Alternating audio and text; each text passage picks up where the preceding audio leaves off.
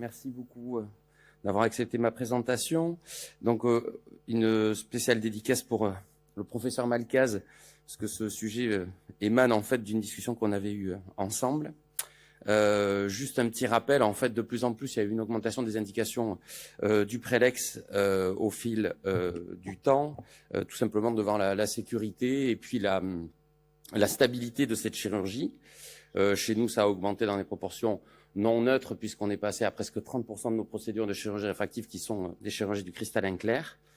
On a donc fait une étude rétrospective sur 122 yeux, c'était une étude trimestrielle, où on a évalué 4 implants hydrophobes, J1, J7 et J30, et on a évalué aussi les variations réfractives au premier mois post-opératoire. En fait, l'intérêt, c'était de savoir s'il y avait une stabilité réfractive à partir de quand, et savoir si ça pouvait nous aider pour pouvoir opérer le deuxième œil.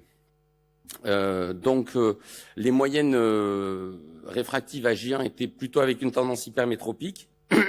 À J7 et à J30, il n'y avait pas de différence significative sur les moyennes. Il y avait une tendance donc hypermétropisante à J1.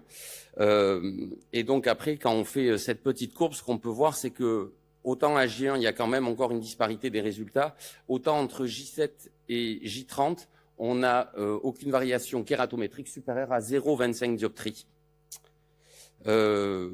Sur les retouches réfractives globales de nos patients, on a été à 1,2%. On n'a retouché aucun deuxième œil, donc ça veut dire quand même que ça nous a permis d'éviter une retouche bilatérale dans tous les cas. Ce qui est intéressant aussi, c'est que on a modifié la puissance de nos implants dans 37,7% des cas. Tout simplement, c'est assez logique aussi, puisqu'on a une précision à 0,50 dioptries près. En utilisant le résultat du premier œil, on peut ajuster la puissance du second.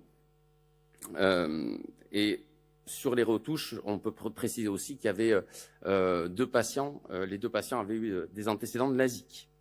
En fait, cette idée-là n'est absolument pas nouvelle, puisqu'il y a eu deux logiciels qui proposent d'utiliser le résultat du premier œil pour choisir la puissance de l'implant du second, puisqu'il y a deux logiciels d'ailleurs français qui s'appellent WeOptimize et la Pearl de Rothschild.